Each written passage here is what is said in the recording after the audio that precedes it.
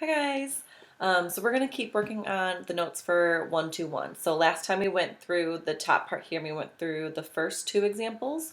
So we're going to continue in this section. So moving on, we're going to look at the middle row, the one on the left. So 48 equals 3p squared. Okay.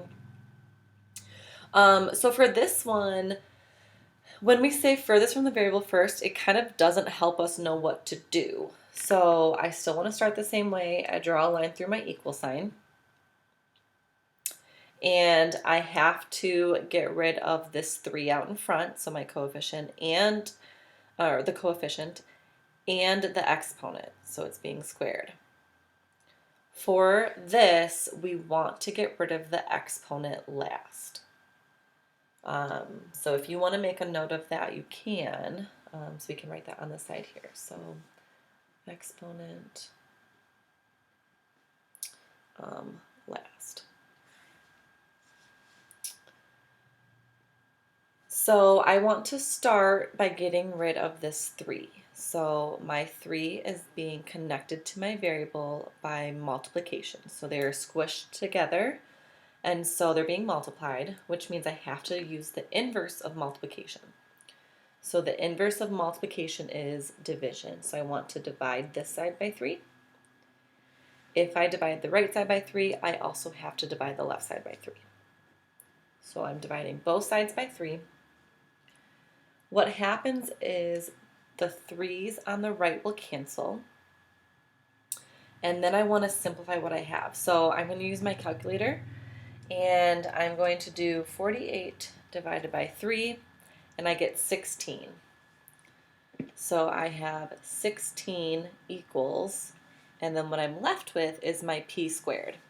So my variable, and it's being squared. Right now, my variable is not by itself because it does have that exponent. So when we square something, to undo that, we use the inverse. So we want to take the square root. And when we take the square root, we have to do it to both sides. So I want to take the square root of this side and the left side. The square root causes the exponent to disappear. And so I do end up with my variable by itself. The tricky part about this is when we take the square root, we actually get 2 answers. Your calculator will only give you 1, but you are smarter than your calculator. So on here, I'm going to show you. My square root button might be a little different than on a calculator you're using, but mine is right here, and it's in yellow, which means I have to use my second key because that's the yellow key. So I'm going to hit second and then this button. So you can see the square root typed in there, and I'm taking the square root of 16. And when I hit enter, I get 4. That is not my entire answer. And so I want to explain why. To be able, when we square something, we're taking that number and we're multiplying it by itself 2 times.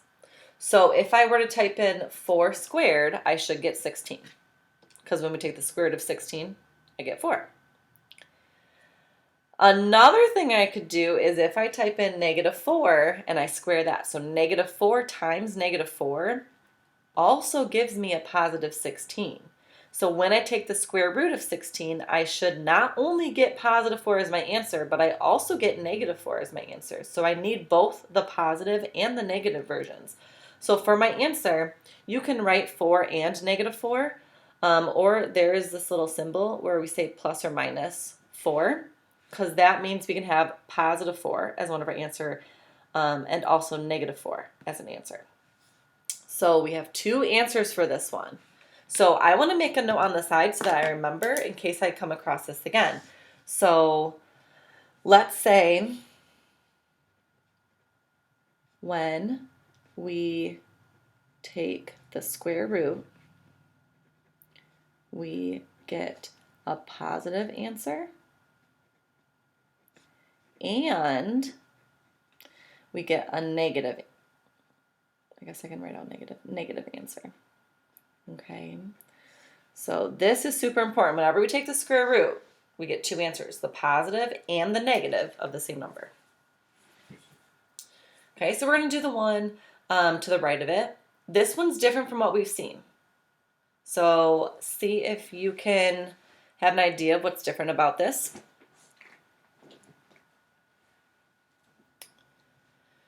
Okay, so what's different is I actually have two variables. I have t on this side and I have t on this side. And so what I want to do is I want to get all my variables together first on one side of my equal sign, and then I can go from there.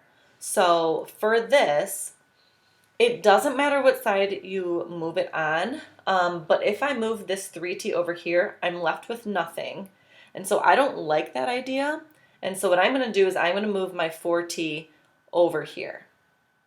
Okay, so let's do that. So we want to get all of our variables together.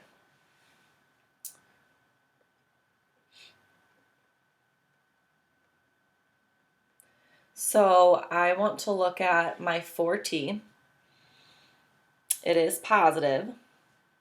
And so I'm going to subtract 4t from the left. And I'm moving it as a whole, like, unit. They are connected, so I'm going to keep them connected, which means I also have to subtract 4t from the left. When I do that, these cancel. 4t minus 4t is 0. That goes away. And then on my left, I have 3t minus 4t. When I do 3t minus 4t, I get negative 1t. That variable is still there. And so we can write it as negative 1t or just negative t, but I'm going to do negative 1t. Then I still have this positive 5, this plus 5 that I haven't done anything with, so I'm going to bring that down. So I have negative 1t equals 5. My variable is not by itself. I have to get rid of this negative sign, so this negative 1 here.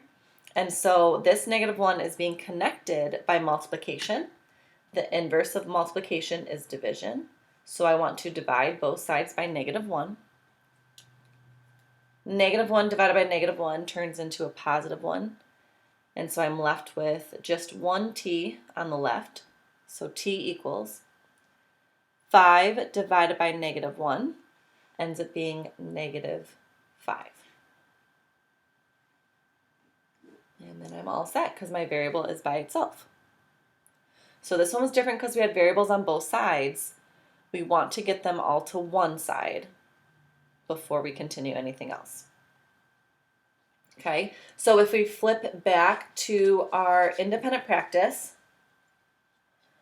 I want you guys, so the other day you should have done the 2 blue stars here.